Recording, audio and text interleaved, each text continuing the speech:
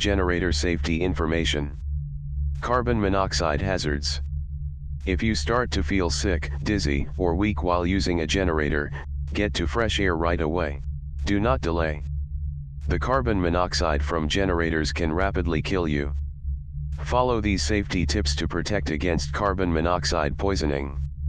Never use a generator inside homes, garages, crawl spaces, sheds or similar areas, even when using fans or opening doors and windows for ventilation.